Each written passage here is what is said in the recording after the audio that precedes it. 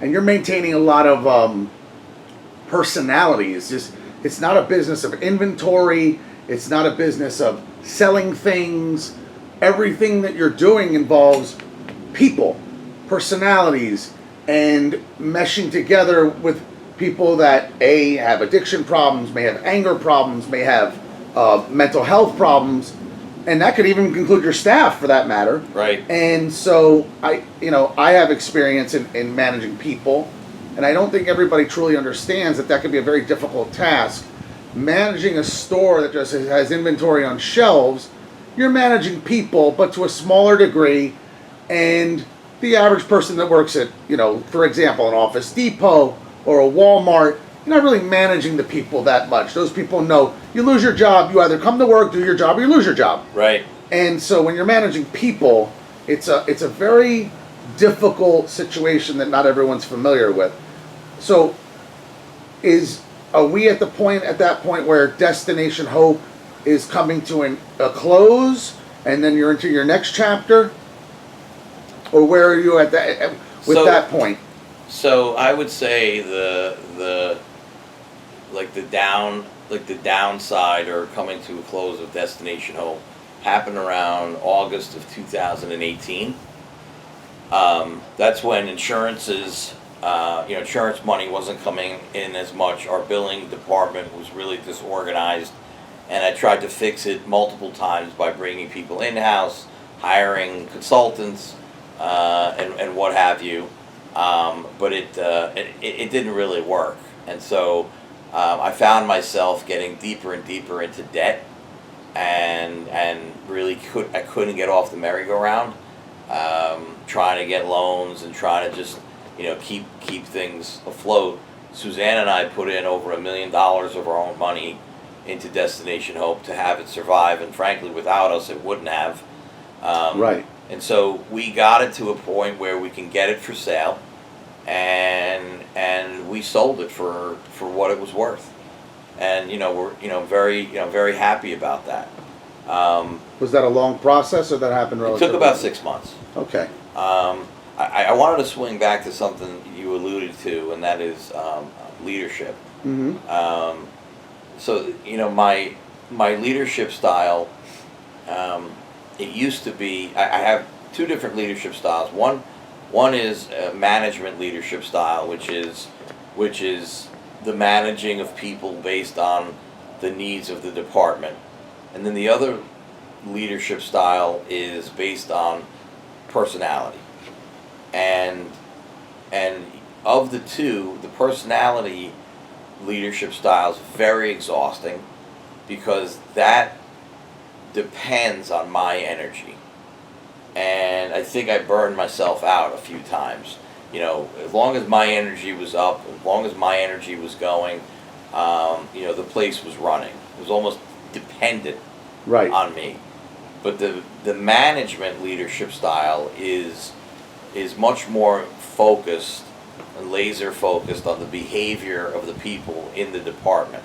It's not so much micromanaging, because I'm not a good micromanager.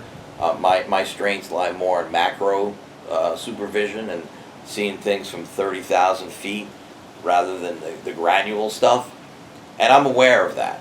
Right. And so there's a balance there that I finally was able to obtain. I struggled because I wasn't getting the money in from the insurance companies, even though we were working very hard. And so I had to hone in and focus directly on that.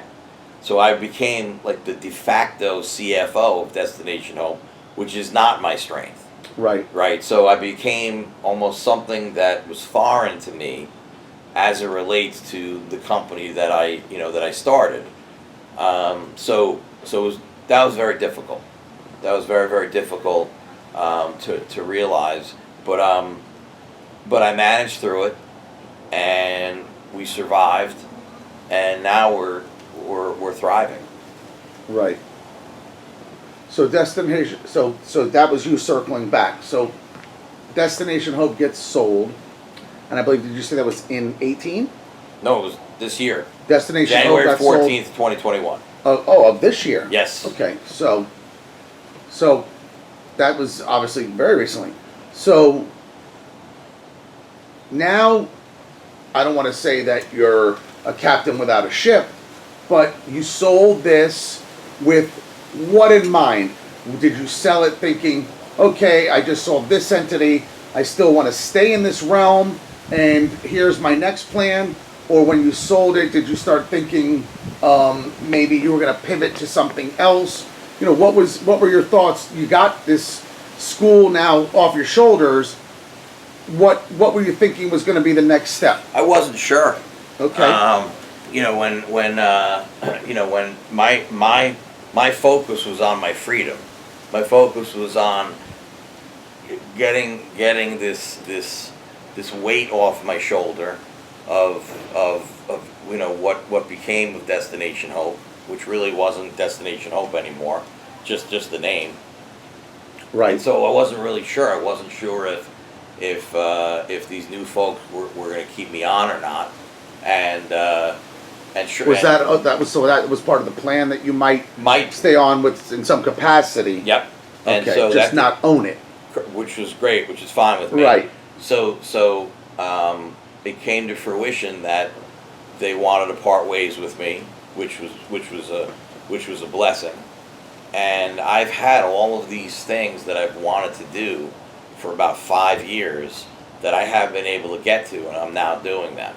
You know, one is developing a smaller program that's mental health based, the Sylvia Brafman Mental Health Center. 2 is consulting, which, as a mental health expert, I can go in for short periods of time and help other treatment centers become mental health respectable. And 3 is the academy. And so, you know, the school is taking off. I'm doing webinars and I'm doing PowerPoints and you know, we're getting people signed up to get their certifications, and there's a lot of plans that I have with all of these entities. Excellent.